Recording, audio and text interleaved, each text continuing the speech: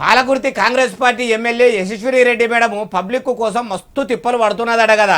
ఒదికు ఏడికి పోయినా కానీ ఏ పల్లెకి పోయినా ఎమ్మెల్యే మేడం గల్లబడితే చాలు పబ్లిక్ అంతా మరలబడి మర్యాద కూడా ఇవ్వకుండా పరిశాన్ చేస్తుంటే పబ్లిక్ కోసం పాటు పడుతున్నదని ఎవరన్నారే బాలన్న అంటారా? అన్ని ముచ్చట్లు మునుబట్టి చెప్తా పారి. అగో కార్లు కాన్వాయ్ పక్కకు పెట్టి ట్రాక్టర్ ఎక్కి పోతున్నదంటే ఆమె కారు గిట్లా ఖరాబ్ అయిందా అనుకునేరు. కారుకి ఏం కాలేదు, కాన్వాయ్ కూడా ఏం కాలేదు.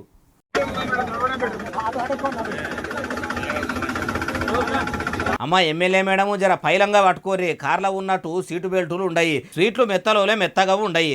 అసలే తువ్వ మంచిగా లేనట్టున్నది, మళ్ళా పరిశాన్ అవుతుంది.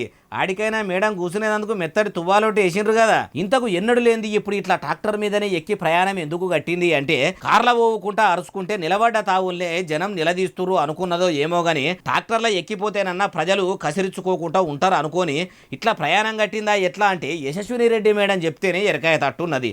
అమ్మ యశస్విని రెడ్డి మేడము మీరు ట్రాక్టర్ ఎక్కిపోతుంటే ఆ తొవ్వ ఎంత అద్మానం ఉన్నదో చూసిర్రు కదా. అది మరి బయలకాడికి పోయే తొవ్వనేనో ఏ ఊరికన్నా పోయే తొవ్వనేనో బురద ఉంది. బండ్ల మీద పోయేటోళ్ళు అయితే పయ్యలు స్లిప్ అయి జారి పడేటట్టుండ్రు, నడుచుకుంటూ పోయేటోళ్ళు అయితే చెప్పులు చేతులు పట్టుకొని నడిచిపోయేటట్టే ఉన్నది.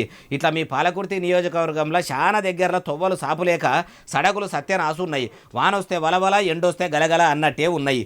గత బీఆర్ఎస్ ఏలుబడిలా గవ్వే బురద రోడ్లు. మీరు ఎమ్మెల్యే అయినాకరన్నా పాలకుర్తి రోడ్లు పాలు పోస్తే ఎత్తుకునేటట్టు నున్నగా ఉంటాయేమో అనుకుంటే పొక్కలు గుంతలతోని పొట్టు టక్కర్లా ఇతున్నాయట.